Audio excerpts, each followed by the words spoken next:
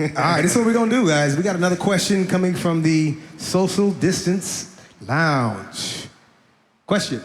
Hey guys, thanks for being here. I have to say this is like new life. Hearing live music again is amazing. Thank you. I'm a DJ. I love music. Got lots of influences. Love reggae music. Gregory Isaacs, Jimmy Cliff, Bob. So I was wondering if you guys could talk a little bit about who are your heavy influences in the music that you do. Those are good picks, by the way. Those all the ones you just mentioned are easily the ones that are on our list. So that says a lot about you already. So I like you already. So yeah, nice. Somebody else who wants to jump on that one? I guess we can go down. Go down the list. Name. So, like my original influences were more like Scatolites, traditional ska, 60s ska. I love calypso and mento. I love that era of Caribbean music, Jamaican music. And from there, definitely how I got into that music was starting with like two-tone, 80s two-tone music. And from there, I kind of dug backwards and started finding old stuff that was definitely new to me and was amazing to me and kind of touched me. And from there, I just thought to myself, I gotta play this stuff, you know? And I started a ska band, and that was my inspiration. Jamaican music in general, all that stuff. Yeah. Rocksteady changed my life. I heard Rocksteady in high school. I grew up in San Diego, Tijuana region, and we were rich in reggae. And but once I got into the Rocksteady, it just kind of changed my life because it's a mix of soul and it's classic and it's new and it's contemporary and it's old.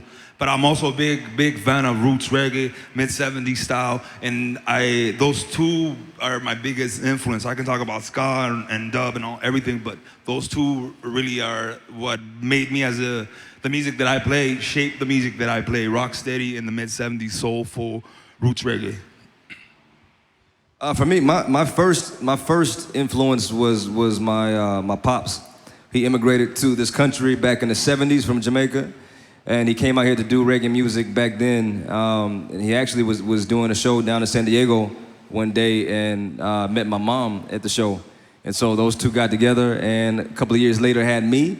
So I was a direct result of the reggae scene here in California.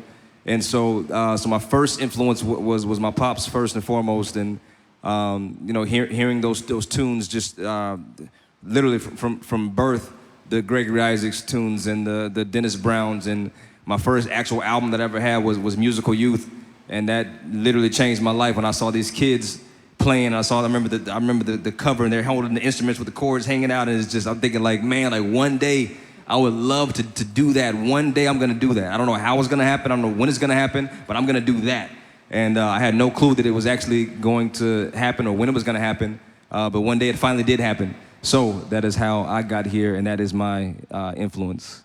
Yeah, the great bands from the 70s are definitely my biggest influence. Soul Syndicate, the Gladiators, Roots Radix, all the dub music. I mean, we could talk about this all day. I mean, Chris, what do you got to say? For me, I would say my biggest inspiration in the reggae music was kind of the sounds coming from the engineers like King Tubby and Lee Perry. When I heard that at first, that was just like, blew my mind. I was like, how are they making these sounds? Like, where are these echoes and reverbs coming from all over the place? So I really took to that. That was really attractive to me, the sounds of the engineers coming out of Jamaica at the time. And I've put some of that into this album, Pathways. When Lou was here in 7th Street, 17th, I was kind of, had a hands-on part in running the Space Echo and stuff like that. And so for me, I really like the dub was probably the biggest thing that just made me fall in love with reggae music. Yeah, I'm gonna follow that up with exactly what Chris said, is dub music, but also the untold story a lot of people don't know. And it is to say that from around 1963 to 65, at the beginnings of ska, up to just before Jamaican music went digital around 1984 to 85.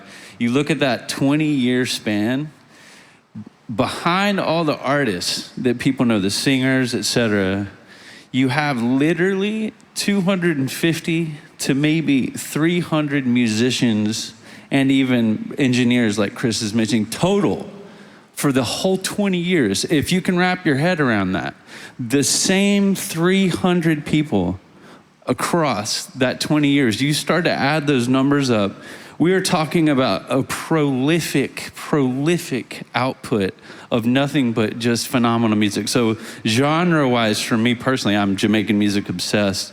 But the other thing that turned my head around, I'm with Chris, is King Tubby and dub music in general was just where it put me in focus with all those musicians. Wow, amazing, guys. Thank you for sharing that with us. We got